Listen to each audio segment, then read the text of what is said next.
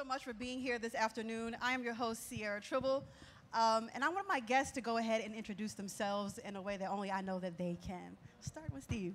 You sure we don't want to do ladies first? Yeah. You know what? Ooh, You're already speaking. Look. All right, I'm already speaking, but I'm going to come back for you in a second. Steve Jones, television producer, best known for producing a show on Oprah's network called Black Love. I followed that up with a special from Beyonce, which was the first televised special be in 6 years because, you know, she does everything herself. And I also produced the first Christmas music video for Jennifer Lopez. And I've created an event series called Hollywood Confidential, teaching people how to break into industry, myself moderating with Regina King, Angela Bassett, Lupita Nyong'o. And it helps creatives to break into the industry. And now it's a book, which is how I get to sit next to these literary giants, called Hollywood Confidential, 12 Secrets to Becoming the Star of Your Own Life. Pleasure to be here. Thank you, NAACP. Hi, everyone. My name is Tamika Mallory, Tamika D. Mallory, and I am co-founder of an organization called Until Freedom, a social justice organization. I am a child of the movement. I grew up in organizations like the NAACP. The specific organization that I was in is National Action Network, and I went from a little girl to executive director, and so I am deeply rooted in community work. I am now on my second book.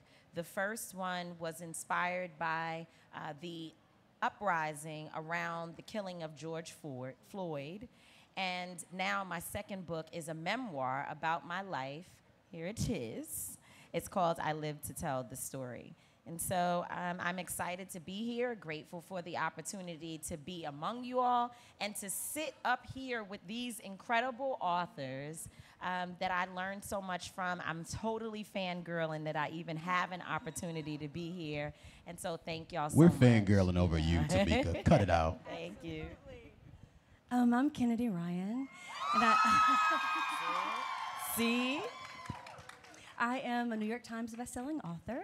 I write romance. I write fiction that centers especially marginalized people, black women, brown women, chronically ill, disabled. I like to write from the margins to the center.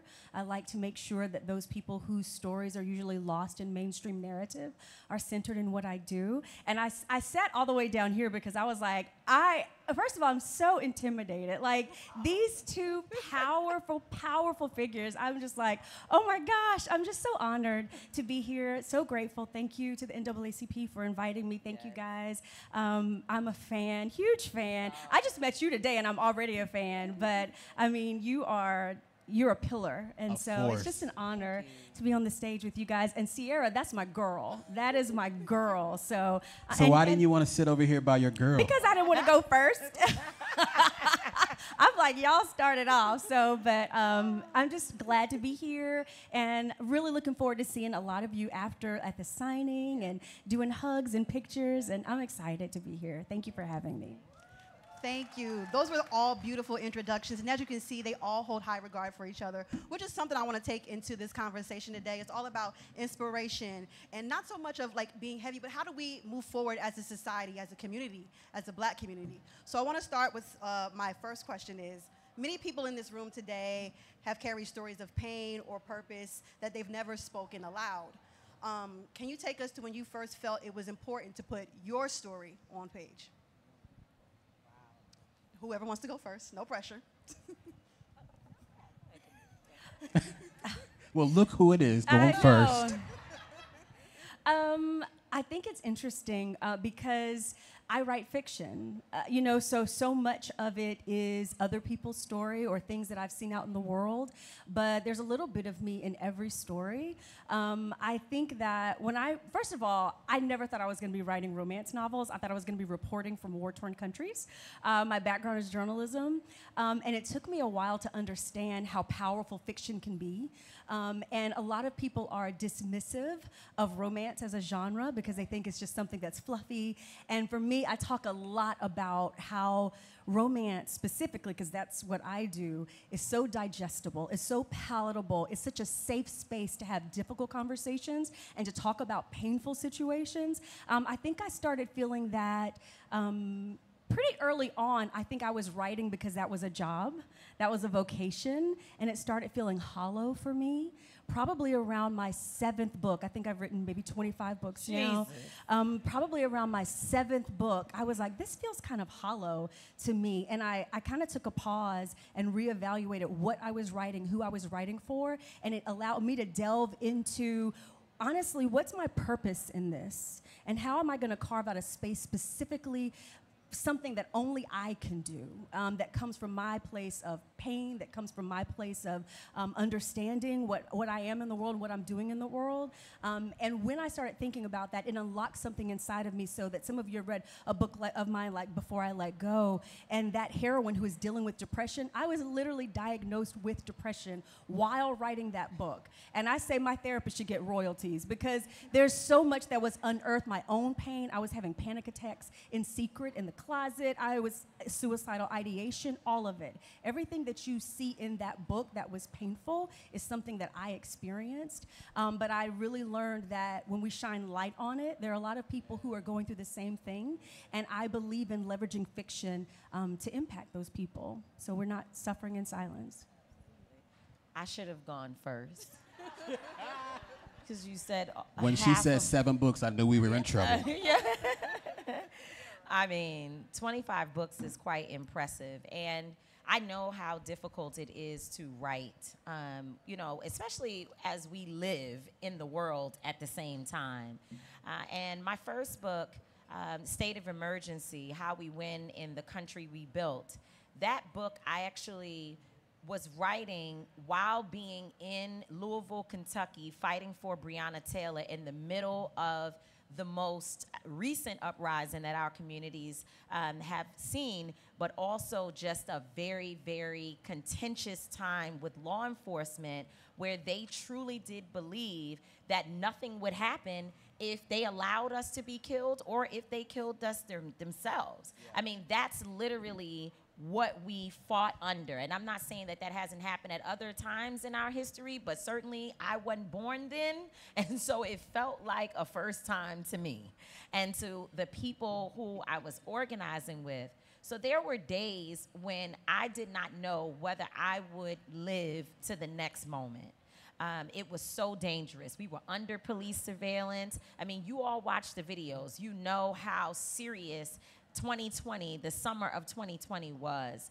And all through 2020 and 2021, I was writing this book, living in a city during a shutdown in our nation where we weren't even able to go into restaurants and really eat food, right? Like, we were afraid because every day we were on the news where they were like, these New Yorkers came down here, they're agitators, they're dangerous. And so they were labeling us and making it hot, as the young people would say. And so we were like scared for our lives, but we're unwilling to bend or break or to retreat from fighting for Breonna Taylor. So imagine that we're like running from cops. My son, who's here with me, is getting tear gassed. All this stuff is happening, and then people are calling me like, hey, you've got to show up for your writing session because we need you to finish this book. And so I would cry through the process, 1, because I was tired, 2, because I was worried, and 3, because what I was attempting to articulate was, in fact, the exact remedy, if you will, to try to change the narrative and change the situation that we were facing in real time. It was not easy to get out, but what I will say is at the end of the process, I felt so much better because it was like a birthing. Like, I was able to get a baby out that was relevant, it was serious, and I know that generations to come will have an opportunity to pick up the first book, we'll talk about the second one later, and refer back to that time and know that there were people who were courageous enough to fight the fight despite the tyranny that we were up against by the government that is supposed to serve our communities. Ooh, definitely should have went first. I'm blessed to have been raised in a service-focused household. So early on, I learned that service breeds purpose. And once I placed myself in a position of servitude, the world opened up to me. When I relocated to Los Angeles, I was running into broke, aspiring actors, directors, producers, many of who have gone on to win Oscars. Matthew Cherry won an Oscar for a project called Hair Love. He slept on my couch for 3 months. Wow. It was through my servitude that the world opened up to me. And I developed a burden for the aspiring actor, the aspiring director. So I created Hollywood Confidential, as I mentioned, 12 years ago. And it's crazy, I always tell this story. I know it was God that gave me that name because I wasn't in Hollywood and I knew no secrets. But again, service led me forward. So I created this platform. 2,000 people are coming to every event. Me sitting across from giants like Angela Bassett, Snoop Dogg even pulled up, Issa Rae, and I'm the conduit between established voices and aspiring voices. But like you, here comes the pandemic, and I had an opportunity to reflect and reset.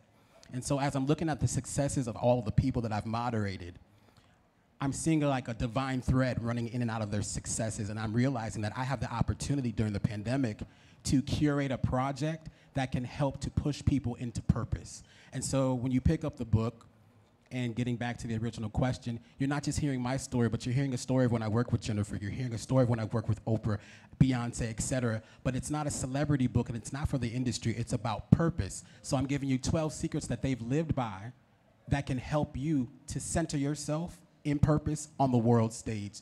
I honestly believe as storytellers, we have an opportunity, whether it's writing, whether it's producing, we have an opportunity to portray humanity in a way that reflects our greatest selves on the screen or on the pages. And I would have been remiss to allow fear, the pandemic, or anything else stop me from putting the pen to the paper, so to speak. So those are the reasons why I embarked upon putting this book together. Los Angeles we have on lock, and now it's time to inspire the world, especially during the dark times in which we live in. Thank you so much. All three of you have very unique and different stories about what led you to the page, of the pen to the page. And so my next question would be, what do you think, how do you see Black literature preserving history in ways that mainstream narratives often overlook? Steve? Tamika, you are the civil rights expert. Well, I mean, I think we're in an era when we all know, you should know if you don't know, that books are literally being banned. I'm number 3 on a ban list for the federal government, and so it's a high honor because I'm on that list with some incredible authors, and I'm like, oh, I must be doing something, you know? So while we understand that our history is under attack, and be clear, it's not just our history, it's American history, which means it's their history as well. And they don't want it to be told, they don't want it to be taught to their children. Yeah. Because if you are paying attention, as the environment that we are in this nation shifts, young kids who come from wealthy families, who come from sometimes very racist families, are beginning to question the very foundation for which they are standing. And so these folks said, we can't have these white kids in our house asking us, well, why are we doing this? You know, why are we harming Black people? Why are we oppressing other communities? And therefore they said, we gotta stop them from being educated about the true nature of who we are.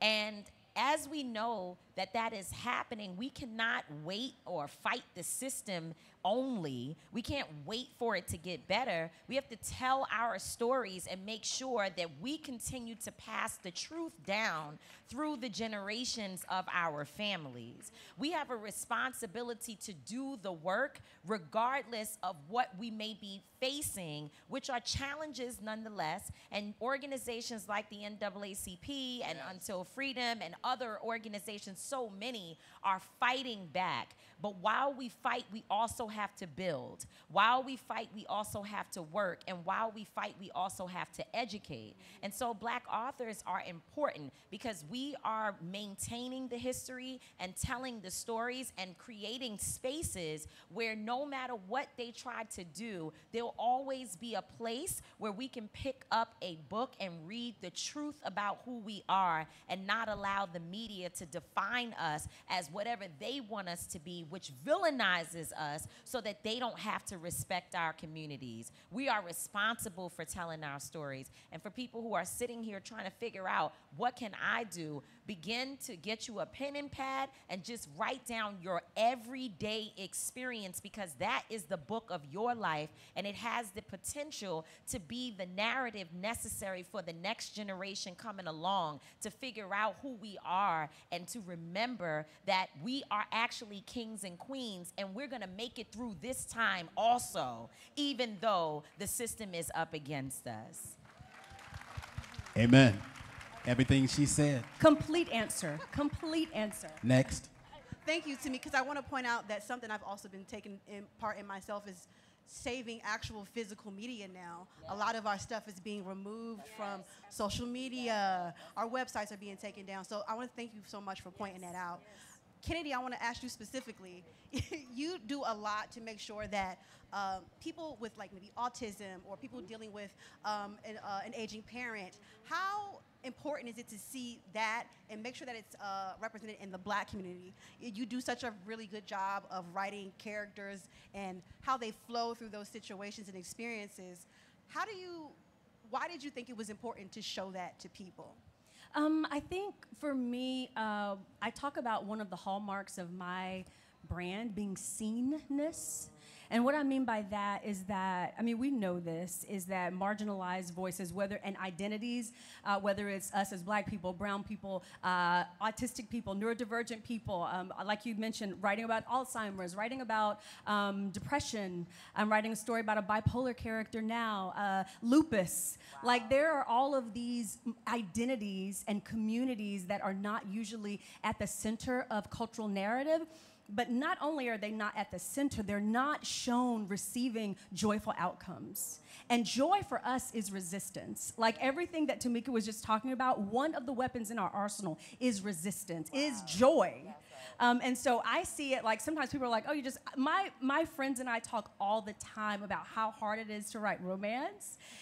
In a time like this, when we're watching the fall of democracy and watching the rise of fascism, it's so hard sometimes to sit down and say, okay, I'm going to write a story about joy.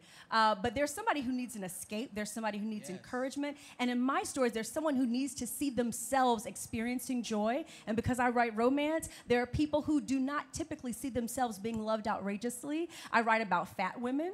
I write about Black women, dark women, women with natural hair, women who are chronically ill, finding a partner who would love them unconditionally. I get so many messages from people like, I have lupus. I didn't actually think that I was going to find someone who would love me through the difficult stages of this disease, and you gave me encouragement. Or, I suffer with depression, and I have never seen it articulated on the page that way. Now I am calling my insurance company and seeing if my job will pay for therapy. For me, it is a matter of people who don't typically see themselves and experiences that are not usually centered as having joyful outcomes. It's important to me to do that in my work, and it kind of comes second nature. I'm always thinking about who is not seeing themselves in fiction, and how can I be a part of demonstrating what that walk looks like?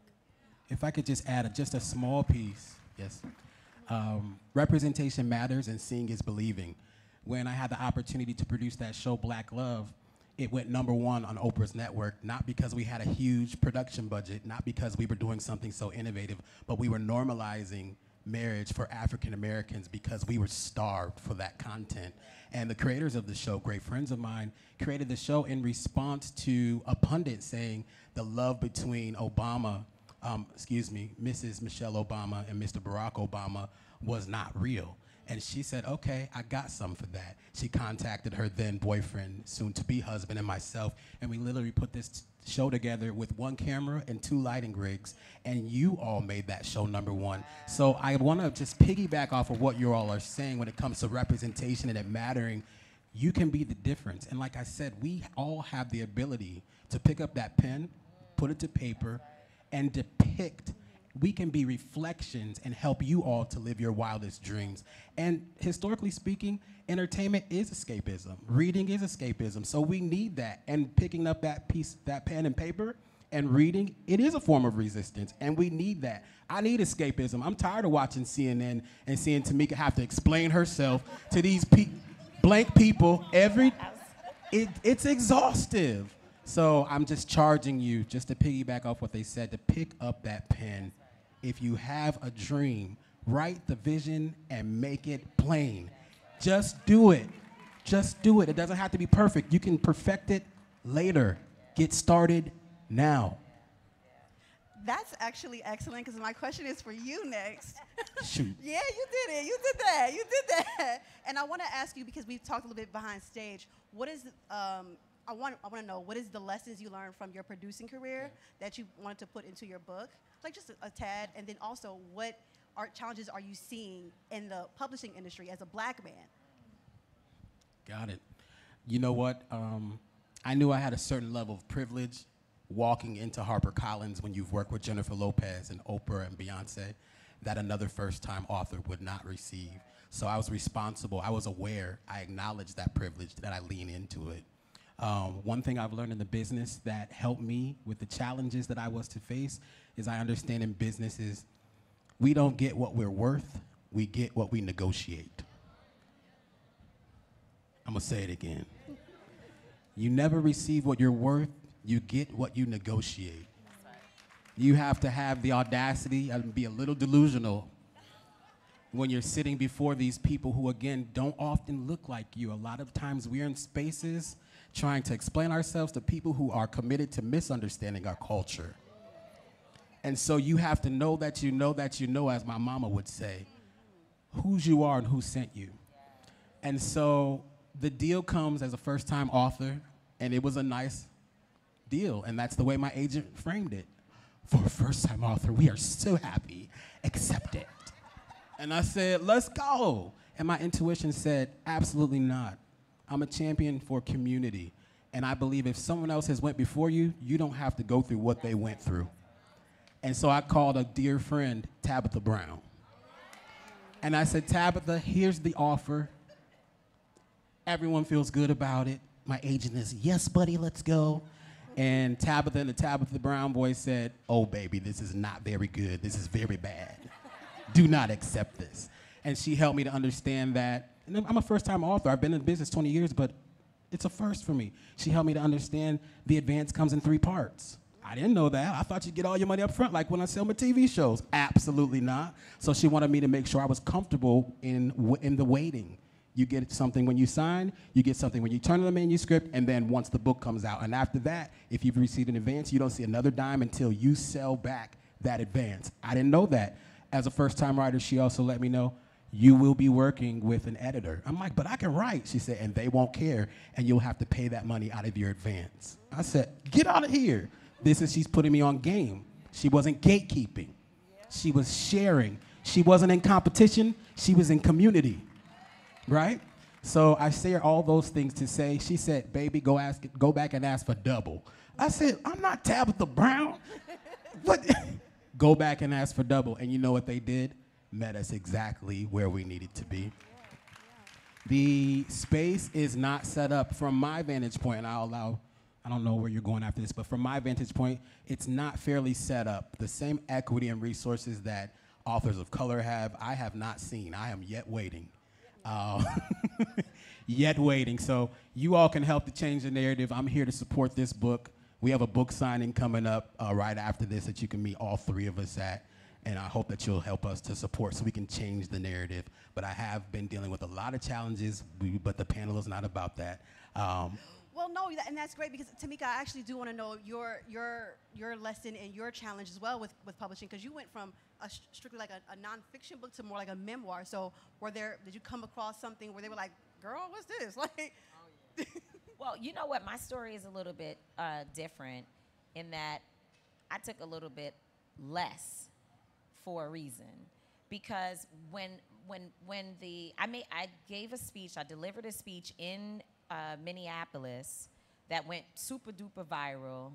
I would literally had maybe 220,000 followers when I started speaking, and when I finished, it was over 1 million people. So about 1 million people followed me in 10 minutes. wow. Life changed drastically. And the next 2 weeks, first of all, I was interviewing with everybody you could think of because somehow white folks just figured out when George Floyd was killed that racism was a real thing. And they were like, can you tell us about it? And so they were inviting me to speak everywhere. And an agent, Ashley Antoinette, contacted me. You know Ashley, she's an incredible author. She contacted me and said, you know, you definitely have a book in you. We should do a deal.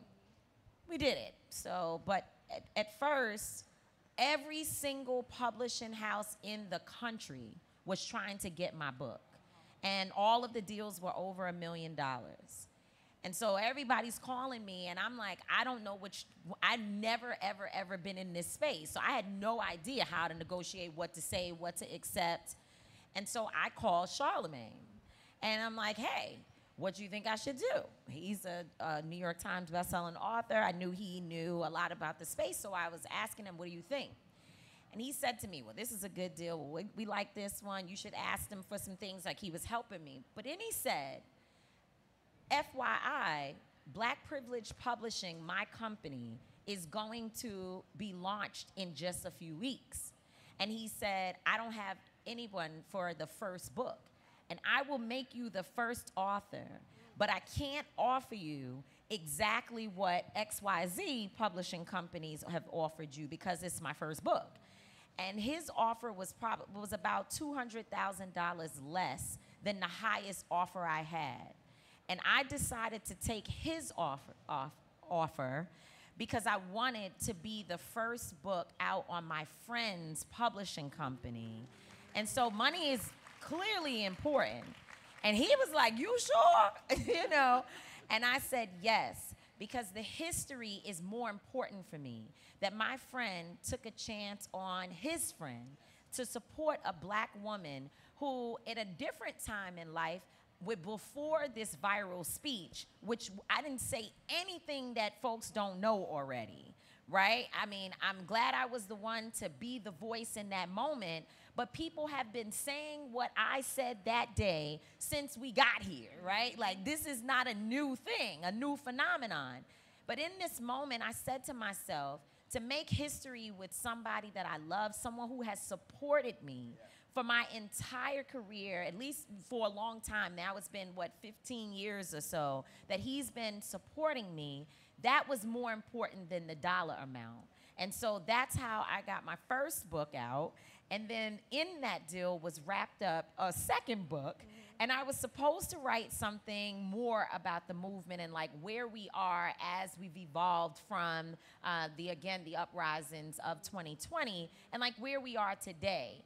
But then all the writers and the people who helped me, you know, I had several people who were involved in the process. Obviously, the publishing company was on me every second about this second book. And I was like, I don't want to ever do that again. It was so hard.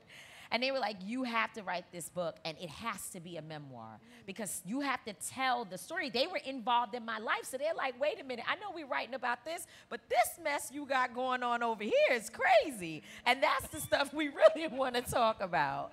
And in the midst of all of this, I became addicted to pain pills. I started taking Xanax, and then the next thing you know, I was on Percocets, and all of this happened to me due to the stress of the work and the life. And so I went to rehab. And while I was in rehab, you know, I had a real experience. First of all, I was there under an alias, so no one knew that I had been sent away. Jason Williams, the NBA All-Star, sent me to a program, and no one knew I was there. And so I didn't have to tell anybody the story.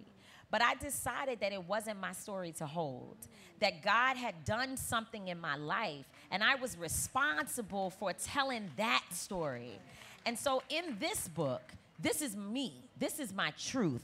This isn't about the movement. It isn't about how we fight back, even though there's a little bit in here. But this is about fighting for myself. And there is a quote in my book. I know you asked me something else, and I'm going off on a tangent, but I want to make sure that I get to tell my story about this book, because these people are going to be like, you didn't even say the things, you know. But anyway, I have a quote in the book that is so important to me. It says that I was born fighting for freedom, and I will die fighting for freedom. But this time, freedom includes me as well. And that's what my experience was writing my second book, that I put me first, and I told the truth about the hard things in my life that no one wants to really share. The things that this book, they were tucked in the shed. They were like in the basement and up in the attic. And I pulled that stuff out and decided to go through the difficult process of sharing my truth with all of you. And I hope that you will support it, because it is not often that we get the opportunity to tell our stories in the way in which I have. Thank you so much for that. Thank you, thank you, thank you. Kennedy, I also want to know, as the most senior writer here on this panel, no, don't do that. The oldest? No, I'm not. Yes. That's not what Shots but fired. no, because I know you've come from indie to actually going into traditional publishing. What has been your story with that, and what are some of the challenges that you've come across as well? This is only a 50-minute panel. Well, yes. I think my journey's been interesting because I actually started in traditional publishing. Awful deal. You know, didn't make money, had no creative control at all, had no control over my covers. Once, by accident, a cover was revealed that I'd never even seen. A reader was like, I just saw your new cover. And I was like, oh, I haven't seen it yet. And that was a mistake, a miscommunication. But I realized, like, I'm not going to be able to shape this. I'm only going to have so much power over the stories that I'm telling and the way that I'm presenting these stories. And so I actually left traditional publishing and started self-publishing. I am like a self-starter. Like I mentioned, my son was diagnosed with autism 20 years ago. And within a year, I had started a foundation for families with children with autism, and I ran it for 11 years. Like I'm an entrepreneur, I'm a self-starter. I'm someone who, when I see a problem, I'm like, how can I be involved in that solution? And so indie publishing was a perfect fit for me because you have to do everything. You don't actually have to design your cover, but you have to oversee it.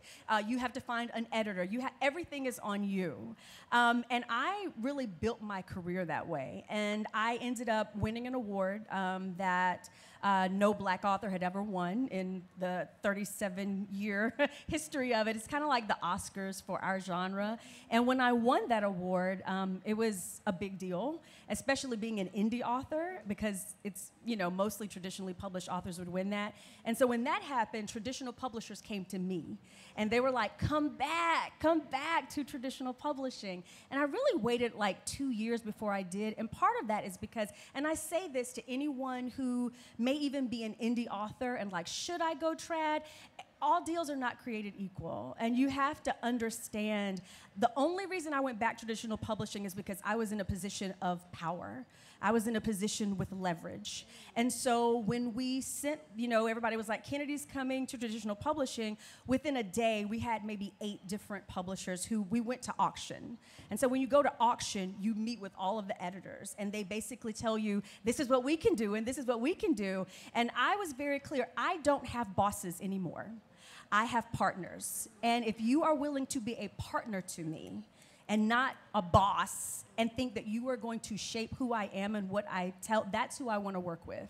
And the publisher that I work with now allowed me to, if you've seen the Skyline covers, like Before I Let Go, This Could Be Us, everybody's like, do you have anything to do with them? I chose all the photos. I told them they're going to be melanated, they're going to be clearly Black women, they're going to have natural hair, and they were like, okay, and what else? And what else? And we just worked on it in a way that, and I say this all the time, the reason sometimes Black authors in traditional publishing, one of the reasons sometimes we have trouble flourishing is because we're not allowed to create a space that is curated for us and curated for what we know Black readers will respond to. We don't have control. And so that was something that I was looking for, and I think it's been a part of why this series has been successful. But I just want to say this is a very, in a lot of ways, can be a very lonely journey, and sometimes I have people look at me because I, made the New York Times list the last 2 times, and literally only 2 Black people have been on our list, the adult list, in like the last 3 years, which is me and S.A. Cosby. Like that's it since 2021. And who wrote James? Percival Everett. Yes, him. That's it. 3 of us in like 3-4 years. And so sometimes people assume Kennedy must have it easy. When I tell you, every time I write a book, I start over. Maybe not with you, but with publishers, with retailers. This last release, my publisher was telling retailers, Kennedy's pre-orders are up by 49, 50%. You should increase your order so that you have books in the store. And they said, we want to sit back and wait and see how she does. New York Times bestseller, have won historic awards that no Black author had ever won multiple times. And the answer was, we want to see how she does. So on release day, from the last time I published a book to this book, my sales were up by 169%. Not only that, the book was sold out the first day, and we had to do another run. Literally, the book came out Tuesday, we had to do another run on Wednesday. They will underestimate you. They will demean you. They will say, we'll wait and see. There is no track record. We are constantly rewriting it and rewriting it and rewriting it. Give Black authors grace, because we are fighting for visibility, and then we get caught in the crosshairs all the time. All that's going on with places like Target and all of the retailers, our white counterparts are not having to deal with people not buying their books. They're not having to deal with managing that. We do. And we stand. You know, I ain't been to Target ever, since we were told. But readers are like... Since Tamika told us. Since Tamika told us, exactly. Kennedy. I was just talking with them about, I don't know if you guys know Frederick Joseph. This is the last thing I'll say. But Frederick Joseph, he's an amazing, amazing author. And he went on his socials and he told readers, do not buy my book at Target. He said, don't buy my book at Target. He took it off his website, all of that. And then he came back a few days later and he was like, okay, so my editor said that my pre-orders are abysmal. And he said, we found out 45% of my pre-orders came from Target. I need you guys to show up for me. And you did. You guys put him on, or Black readers put him on the New York Times bestseller list when Target wasn't even an option. And 45% of his sales had traditionally come from Target. But we get caught in the crosshairs all the time having to navigate that. We're fighting for our space. So give us some grace. Yeah. Support Black authors. Buy Black books. I was just going to, first of all, that was so amazing. And, Target purchased, I think, 9,000 or 10,000 copies of my first book. And of course, none this book this time, which is fine. And I'm still willing to fight them, right? And I think that is a true testament to the authenticity that it takes in order to be considered a leader and like a true freedom fighter. That we have to be willing to say, it's okay if I don't get something in this moment for what I've been working hard for. I deserve Target to purchase my books and every damn body else. But at the end of the day, I have to be willing to stand on something. And I'm not saying that the two things are connected because maybe they just didn't purchase the books. But the point is that the next book I write, they damn sure won't be purchasing that one, It won't be on sale at Target. And so oftentimes we find ourselves being slightly compromised, and not because we're not good people, not because we don't really truly believe in the work that we're doing, but it is so hard to work and really put your all into a project and have to be willing to say, I'll take a loss so that our people will gain. It is not easy. And that brings us to how this brother also decided, Steve, you tell your own story, sorry, that he would not have his books in Target, or did you said don't even put them on the shelves? They were in Target. They're in Target. And you pulled your contract with them completely. Something like that. It's very close. Target was our biggest order, and my book came out in May, and they made the order before all of the drama. But because of the bravery of this Black woman, I had the opportunity to go to Jamal Bryant, her partner in crime. Good trouble, good crime. Good trouble, good trouble. And I made a conscious decision to tell my publisher, my agent, I'm not telling anyone to buy the book. I can't stop it from going in Target, but I won't be telling anybody to go into Target. So I actually did a video to say it's in Target, but I want you all to pick a platform that aligns with your value system, not mine. And the number of books that I needed in order to hit the bestseller were inside of Target. So I sacrificed that for the greater good of the community. And so it's up to you all to meet me to buy the book so that so that we can show them that there are other platforms, other means of success. And if I could just echo or piggyback on what you were saying, Kennedy, what I heard what you were saying is that you're taking a lot of hits on the front line on behalf of people and authors and writers of color. And I just want to say how important it is for when your favorite author says, buy the book, don't say, oh, I'm going to get it later when I'm shopping. Hit that order now, because these are the conversations that are happening behind the scenes. This is the data, the analytics that we need to continue to prove ourselves over and over and over again. When I'm selling content and I've hit #1, or every time a black movie goes #1, the headline in Variety, or excuse me, shouldn't have said them, in the trade says, in a surprising feat, they've hit #1. Why is it always a surprise when it comes to black content? The surprise and the secret is out. We're #1 across every genre. And so when you're seeing these black women putting out that flyer, know that a lot of times it's just us, our teams, the resources that are provided to us, the equity is not the same as our mainstream counterparts. We need your support, not for us, but for the next generation of writers, authors, producers who are coming behind us. So you have a great responsibility as well to champion us. It's not so we can get rich, because you don't get into the literary space to get rich. I'm here to tell you, you are here to create legacy and to tell your story. And so we need your support. So you have a responsibility just as we do. So thank you for sharing that, Kennedy. Could I add one more thing? Absolutely, yes. Go ahead. Let it You out. know, we're talking about, we were in the back talking about alternatives and how we change our behavior with the boycotts. You know, you find somewhere else to shop. I just want to encourage everybody, like with my last 2 releases, I went to my publisher and I wasn't sure they would do it, but I said, I want to do a pre-order campaign that's exclusive to black-owned bookstores. Meaning there's going to be art, there's going to be stickers, there's going to be incentives, that the only way you can get them is through these black-owned bookstores, right? And so I just want to encourage you, shop black. Like, shop indie bookstores, black-owned bookstores. And it was so much, like, our publisher was so shocked by it. They were like, okay, you know, when we first started, those orders just kept coming in, kept coming in, kept coming in. They were like, oh, we're going to do this again, and we're going to do this again. And I had black bookstore owners come to me and say, like, I paid my rent, you know, in December because of your pre-order campaign. So what I'm saying is, like, we have a chance to make an actual impact, like a real impact in supporting black-owned bookstores. So I just wanted to put that out there, you know. I see a lot of people saying, don't support this retailer, don't support that retailer. Do support black-owned bookstores. Facts. I want to say, just as a black book influencer, that I want you guys to know that we are indeed fighting online for y'all every single day. That's right. Thank you. I am constantly in argument about black books. They think that we're not in these genres. They think what we're writing doesn't stand up to their standards. We don't want to be up to their standards. This is our standards. So I just want to say thank you so much for that. Thank you, thank you, thank you.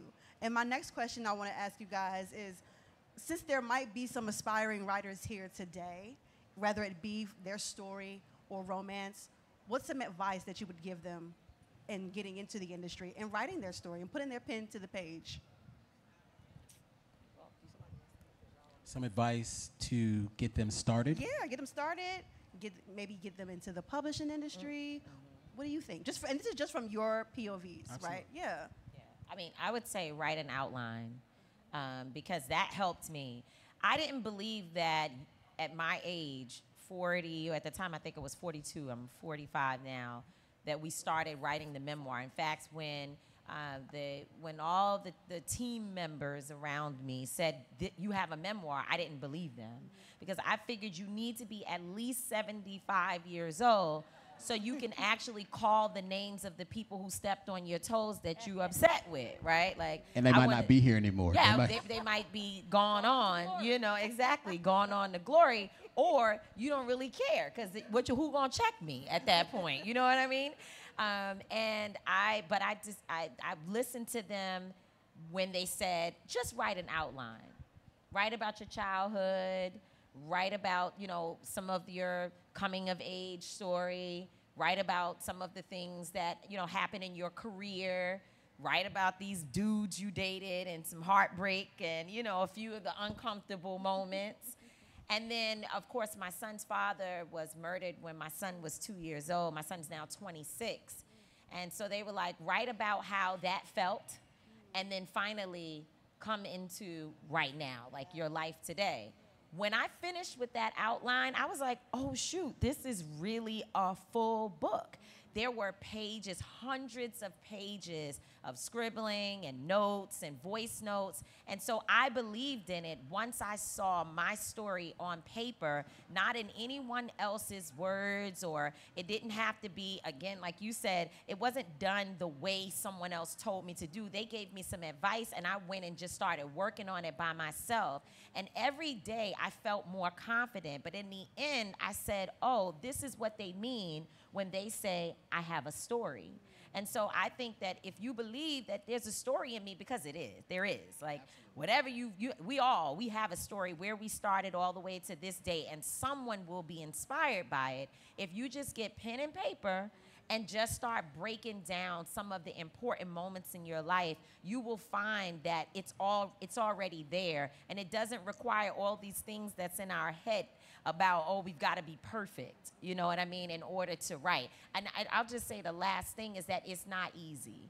I don't want anybody to walk away from here thinking, oh, she said write an outline and then you have a book. No, it's a struggle every day to stay creative, and especially when you run into places where no one really knows the truth about this thing.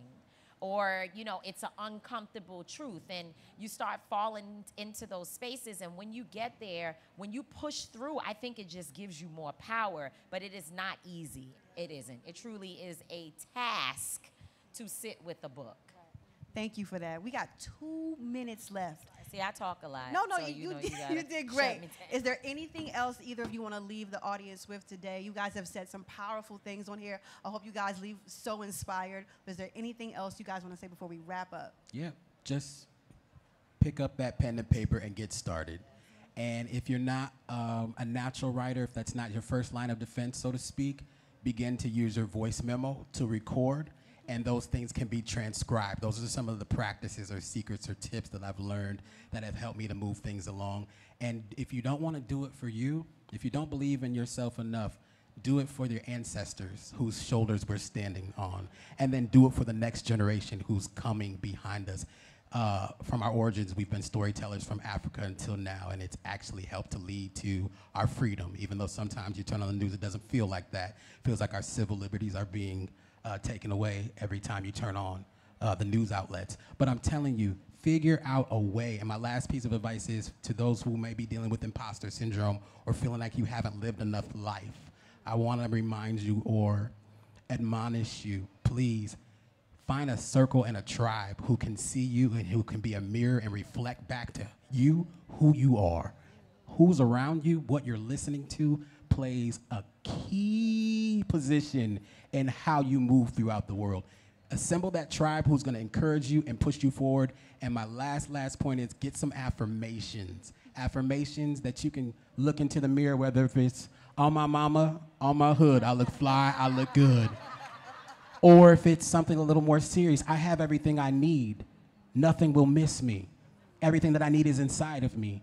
I'm the head and not the tail. I'm above and not beneath.